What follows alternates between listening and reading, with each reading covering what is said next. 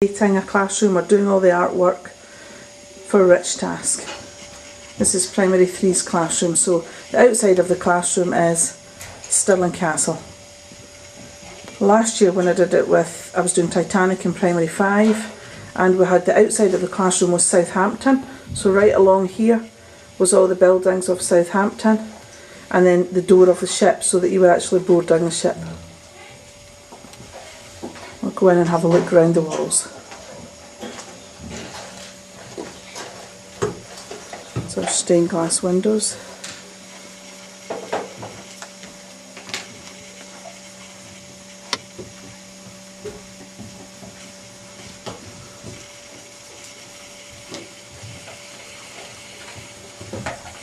Stirling Castle up in the corner. Stirling Bridge.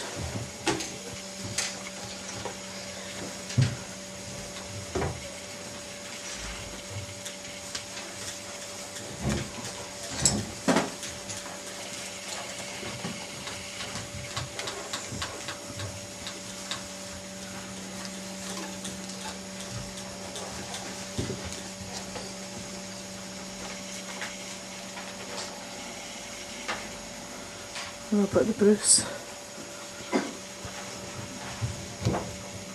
First thing that we did when we were thinking about decorating our classroom was we planned it, because artwork, just like a story, has to have a plan.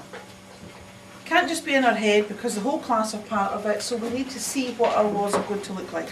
So we've got 3 main walls, one back wall, then we've got the windows here, and then this little wall up here. Now, I keep the VCOP wall, keep the literacy wall, because we use that all the time, but I change it to make it into a theme. So the first thing we did was we talked about, didn't we, where our project was going to take place, and it was in Stirling. Okay.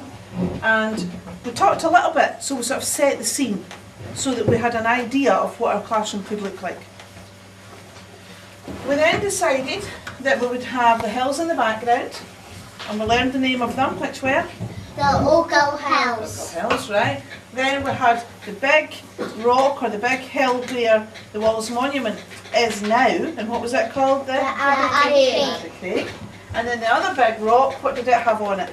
The Stirling Castle. Right. So we thought this wall could mainly be with the Abbey Craig, and we'd have to get Stirling Bridge in.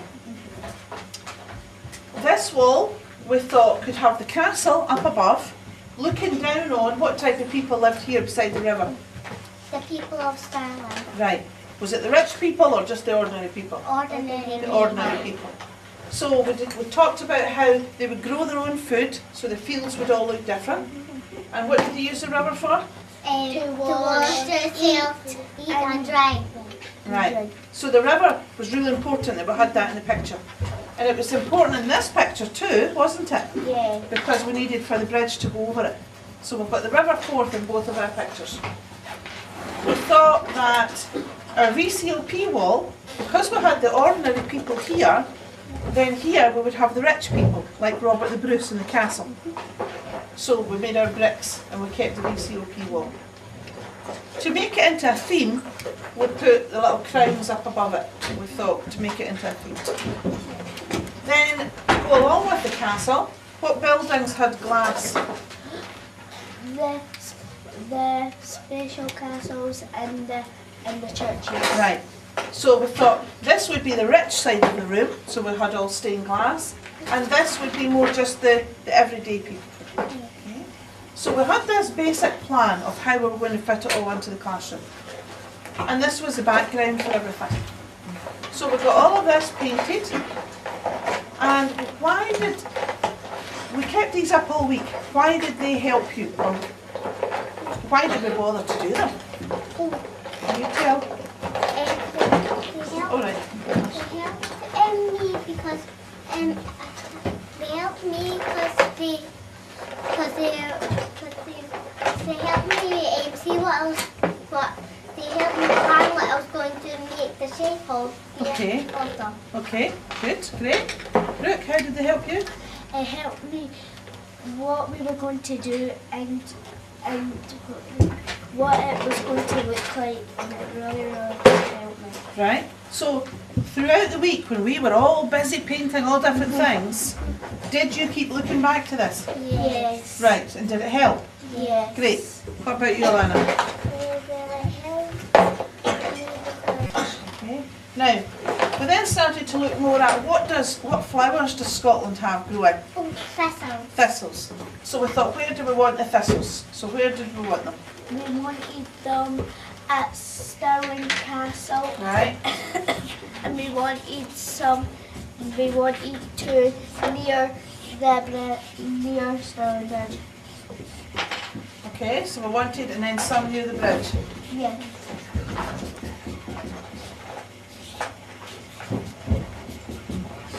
Okay. And then a group went away and did that. So gradually our picture built up more and more and more. The reason that I like to have the classroom started right at the beginning of the project is because it becomes the basis and the stimulus for everything. So if we're doing writing, we can say, right, you were at Stirling Bridge, what could you see? Well, you could see the Ochil Hills in the distance. They weren't up close to you. You could see the River Forth. Was the river straight? No, it was winding. Tell me about the Abbey Craig. Well, when we did it, you could see it was rocky, there was grass on it, there was rocks, but there was also heather, so it was purple. So it gave ideas for bits of writing. It also helped with understanding.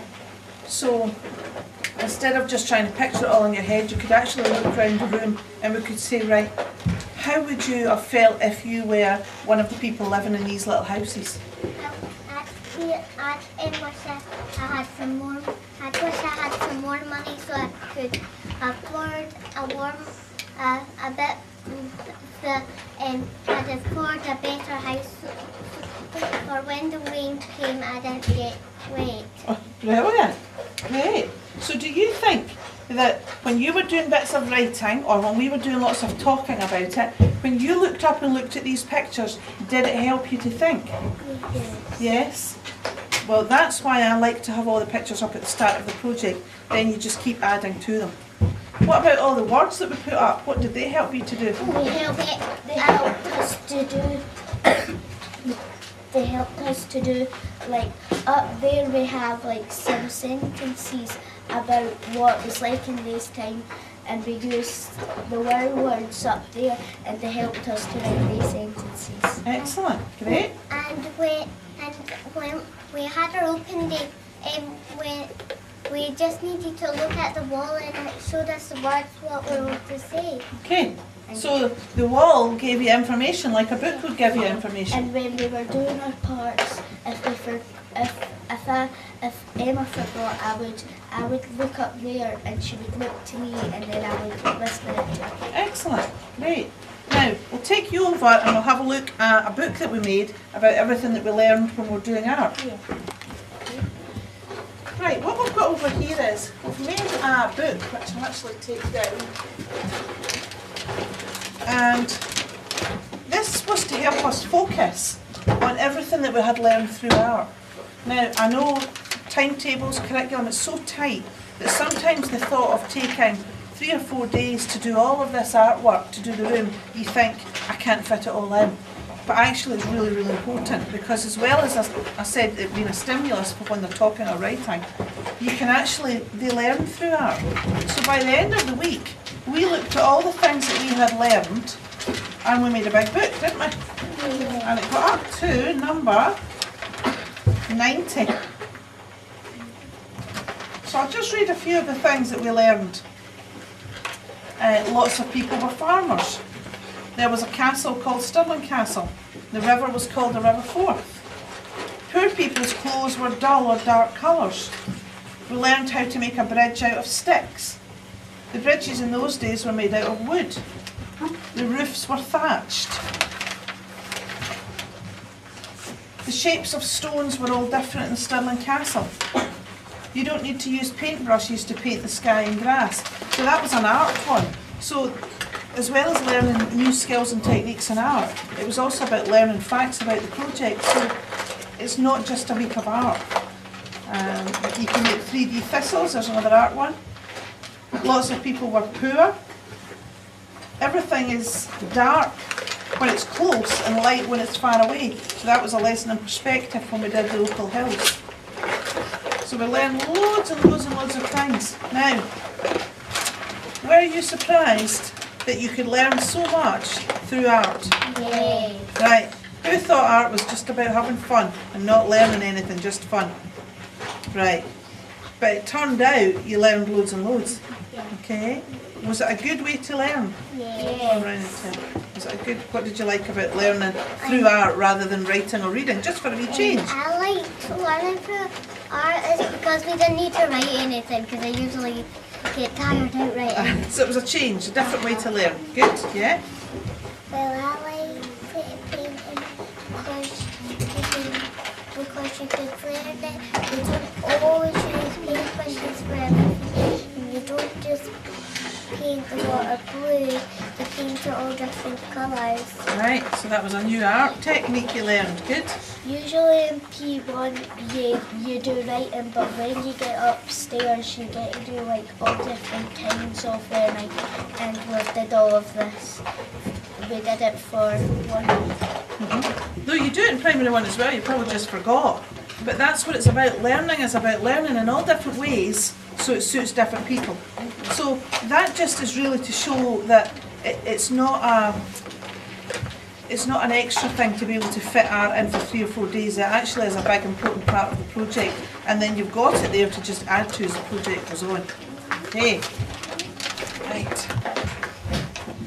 Okay, you can see from our plan how the picture then came to be. And it also shows you how it just looked like this at the beginning, just with the basics, just to give us an idea of the size even and what was there. And then we started to add more. So when we learned about the Battle of Stirling Bridge, we looked at the costumes that the soldiers would have worn, we looked at the weapons, we looked at the number of soldiers, and then we added that detail up. We added it in pictures, and we also added it in bits of writing. And with some of the writings displayed up in amongst the pictures, and some of it we've got in little cards that you can just lift off to read each other's work.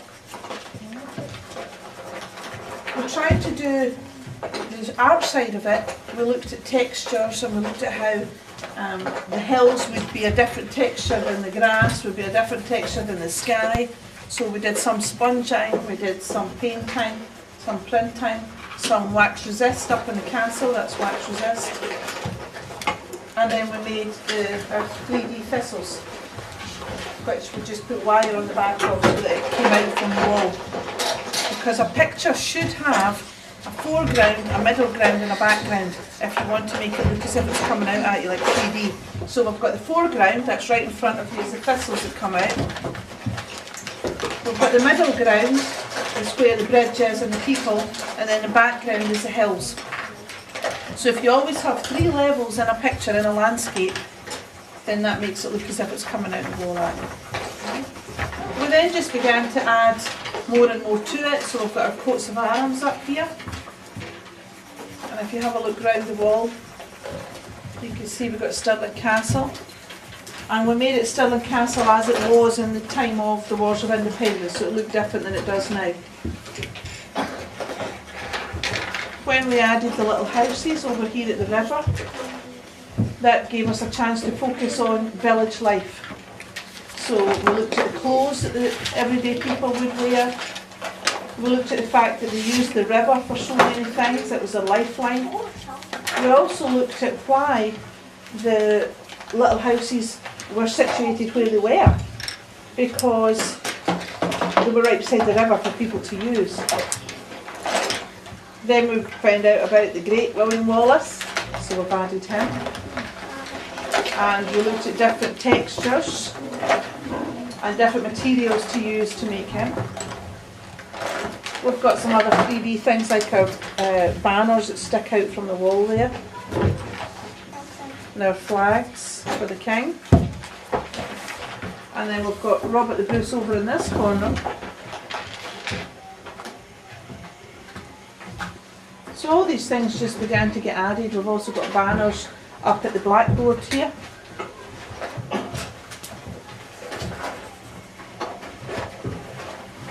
So these all just got added as we went along.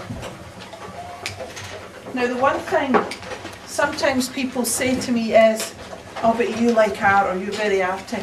I couldn't do that. You could do that because the basis of this is just long strips of wallpaper, wrapping paper that's been sponged or painted, being cut to shape.